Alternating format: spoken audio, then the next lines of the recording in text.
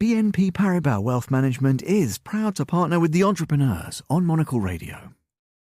Confronted by complexity, you need a financial partner you can trust that will protect your assets and strive to meet your expectations.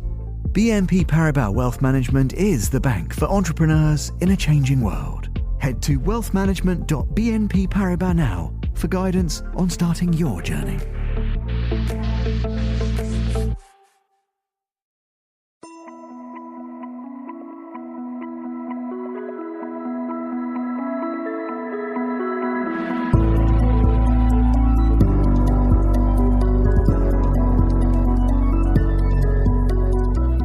You're listening to Eureka on Monocle Radio, brought to you by the team behind The Entrepreneurs, the show all about inspiring people, innovative companies, and fresh ideas in global business. I'm Tom Edwards. Emma Lewisham is the founder and CEO of her eponymous skincare brand, a truly sustainable line she launched 5 years ago. Already a staple in New Zealand, Australia, and here in the UK, it's set to make its US debut soon. Since launch, the brand has gained recognition as the world's first 100% circular design and climate-positive beauty company, and it's held B Corp certification for more than 3 years. It's also amassed something of a cult following, with a fan base including former New Zealand Prime Minister Jacinda Ardern, environmentalist Dr. Jane Goodall, and even, yes, Barbie herself, Margot Robbie. Emma made the journey from Auckland to Midori House to talk about the brand's global expansion, its science-based product formulations, and her uncompromising commitment to sustainability. She began by telling me about the evolution of the narrative around natural products.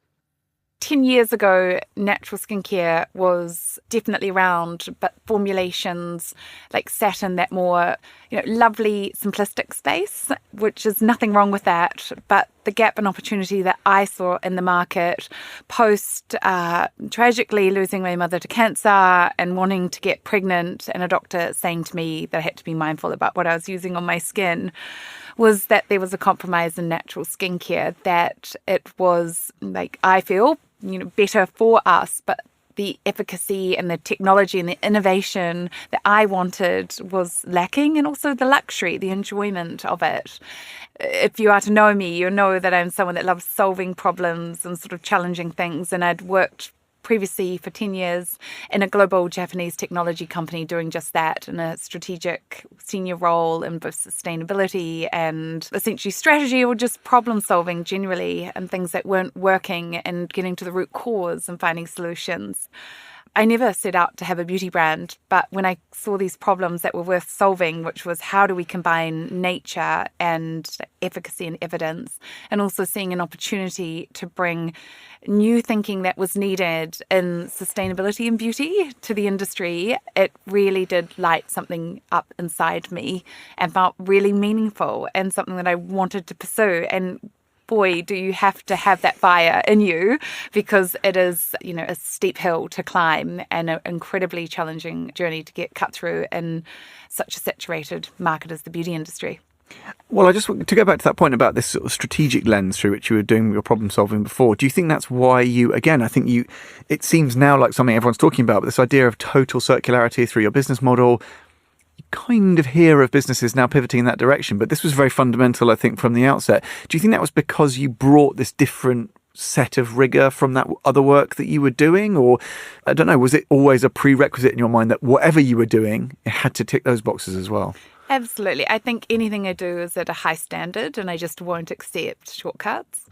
I'd come from a background in sustainability, working for a Japanese company where circularity was a way of being and thinking, and it was built into the business model I was working in. And 20 years ago, when I'm involved in this, it was very new thinking, but they fundamentally knew that the only way really to solve the climate crisis and to coexist with the world was to align with the natural laws of it. And circularity is fundamentally one of the most important solutions in this challenge and this crisis that we are facing. And coming into the industry, fresh pair of eyes, very much wanted products that worked and that were natural, and I wanted to use on me.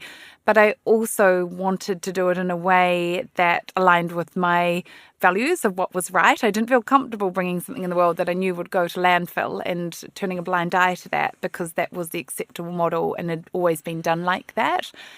That's never how I think or we think. If we know that there's a better way and a more ethical way, we will take that road, even when it is the much harder road and the one that's less travelled. We'll put the products front and centre in just a second, Emma, but just one final thing. It's interesting to me. You talk about circularity and sustainability and that sort of intentionality and that purposefulness.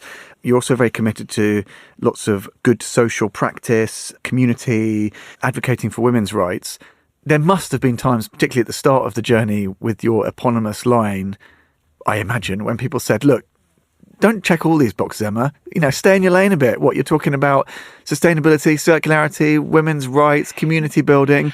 Stop. Nobody can do all of these things. And in fact, it would be cheaper, easier not to. Did you have those conversations? Was there ever any prospect of compromise? I think we know the answer, but tell me about it. Absolutely. There was. People thought it was the altitude that couldn't be reached. And I knew to exist and to bring a beauty brand to market, we had to fill a gap. And that was the gap and the opportunity. I didn't want to bring another beauty brand into the world for the sake of it. The world didn't need another one. It had to be uncompromising and it had to reach that altitude. I was just determined to do so and still are. I just have uncompromising standards and values. And I think, that's why we have had the traction we have globally, because people want to buy into something so much more than just products. And with a sense of purpose and values and intentions, they want to align themselves with that and feel that there's so much more to it. So constantly we're challenged and there's always the easier path. And to be honest, you can take the easier path and no one would know. But we know, and I know, you look at yourself at the end of the day in the mirror, you know the quality and the standard. And I think ultimately that energy and sense does permeate and come through. And I think, again, there's just something magical in Emma Lewisham because we don't compromise, even the things that people would not see. And actually, consumers are so much more savvy, aren't they? And they're so rigorous in the demands they make. They don't just want to get a line about how this works. They'll dig in, they'll interrogate that, and they'll find out. You can't pull the wool over their eyes in a way perhaps one might have been able to do even sort of one shopping generation ago. Let's talk about products then. Yes. So these are the very foundational pillars upon which things are built. What happened next in terms then of product innovation? You've talked about luxury, feel, that sense of purposefulness, but how does that translate into what your consumers get to actually enjoy? Tell us a bit about the product development side of things. Genuinely believe that we formulate fundamentally differently to the rest of the industry. And again, this came from not coming from the beauty industry, but with a fresh pair of eyes and being able to look at it critically and a bird's eye view. And the product that I wanted was for hyperpigmentation, which is sort of brown pigmented skin, and especially prominent in Australasia because we have really harsh sun, and that is one of the main triggers of it. And I not only was looking for a natural product to work, but something that would work for that skin concern. And something that I noticed in looking at was on the market were that products were all centered around ingredients. So vitamin C or hyaluronic acid. And I stepped back and thought, why are we not formulating skincare for how your skin works? So the physiology of it.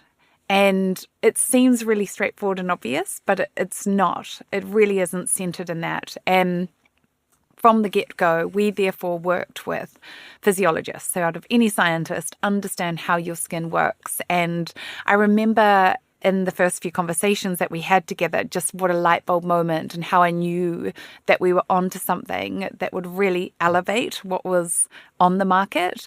When I looked at how complex the skin is, I can't understate it. It's like a Da Vinci code that you have to crack, multiple integrated processes and systems, and unlock one pathway to get to another. It really is complex, and an approach of putting one ingredient on it just scratches the surface. It's just not how the skin works. You need a concert of ingredients working in synergy to truly unblock a skin concern.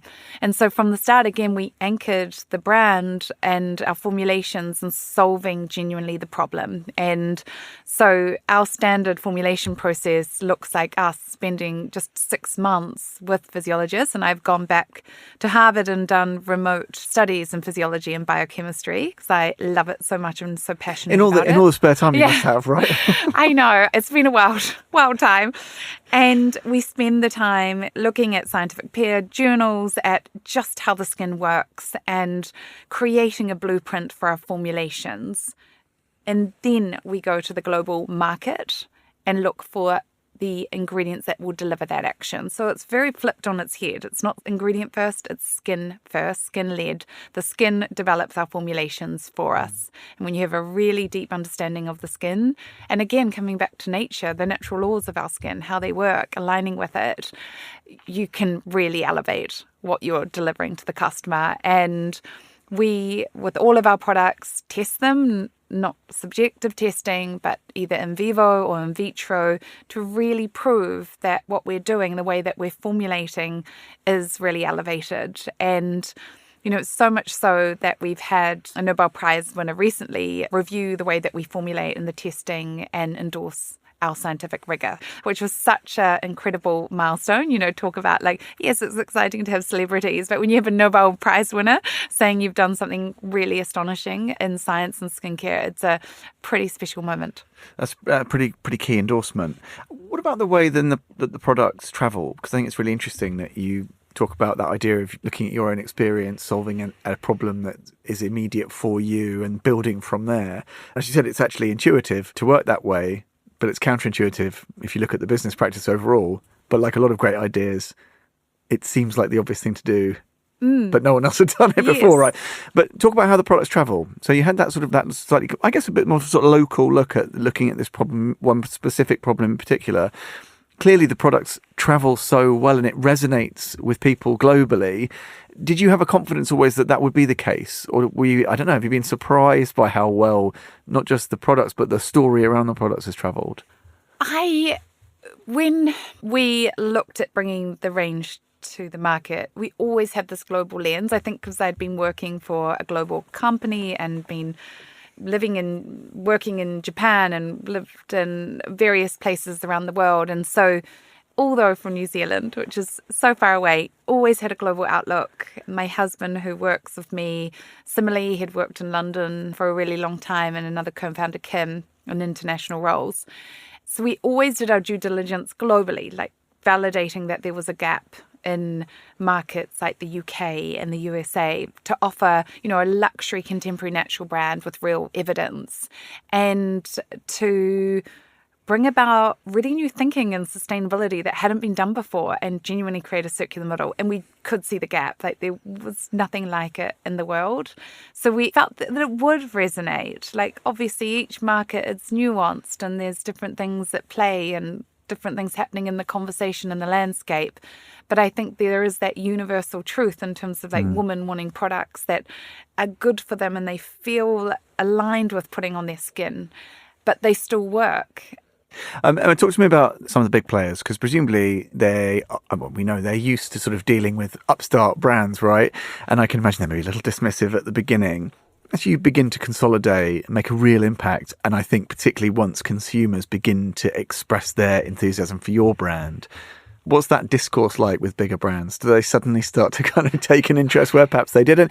Do you feel that there's this idea of the huge mega globals, I don't know, kind of sniffing around the brand and saying, what's your plans medium term? How's that shifted in? Because it's quite a short period of time, really, only 5 years. Yes, I definitely think, you know, when you first start out, people, when you tell them you have a skincare brand, sort of like look at you strangely. And so I think 5 years in, we are taken seriously, which is incredible. And I think rightly so. We've worked really hard and done something different and put blood, sweat and tears in it. And I do think we can really compete. I know in retailers that we're in, we are outperforming it is a David and Goliath story, and how fantastic. I just think it shows that consumers are wanting different things.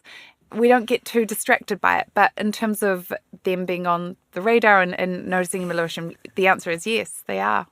Maybe they'll try and sort of borrow some of your ideas, Emma. I'm sure they will. What they say, imitation is the highest form of flattery and all that. Talk to me then about, if we look at the future-facing lens, such an exciting trajectory already.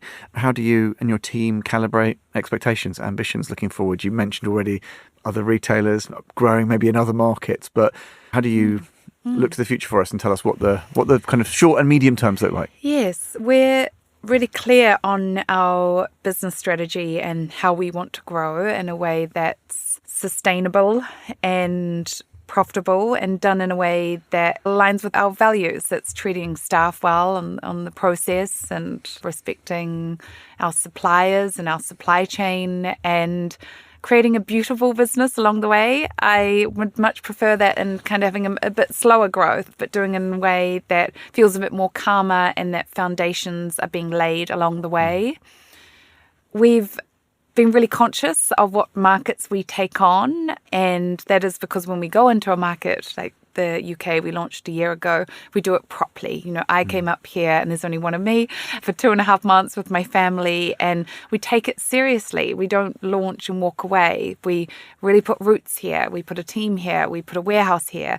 We invest in networking and community around the brand and investment and our retail, all of it. And all of those things, like our formulations, have to be working in synergy and in a concert effect. And we're trying to do multiple markets at once. Something gives, and you just absolutely can't. So the markets that we're sort of focused on and laying groundwork in within the next 5 years are the UK, USA, Australia, and New Zealand. And that's it. And it can be very tempting because you get offers to go into really exciting markets all the time. And I think that's where the power of no is so important. You have to say no. There's an opportunity cost.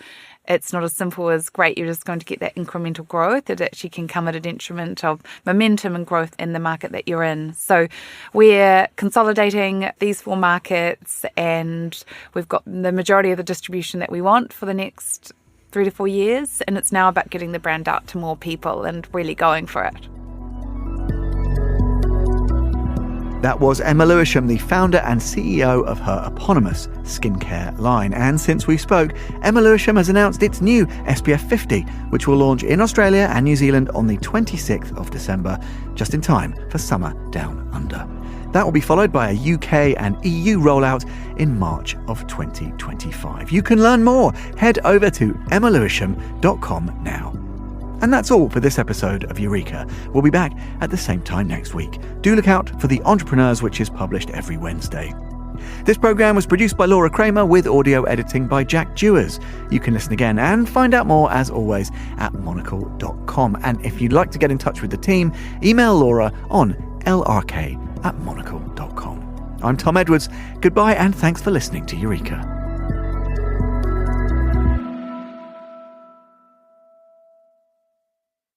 BNP Paribas Wealth Management is proud to partner with The Entrepreneurs on Monocle Radio. Confronted by complexity, you need a financial partner you can trust that will protect your assets and strive to meet your expectations. BNP Paribas Wealth Management is the bank for entrepreneurs in a changing world. Head to wealthmanagement.bnpparibas now for guidance on starting your journey.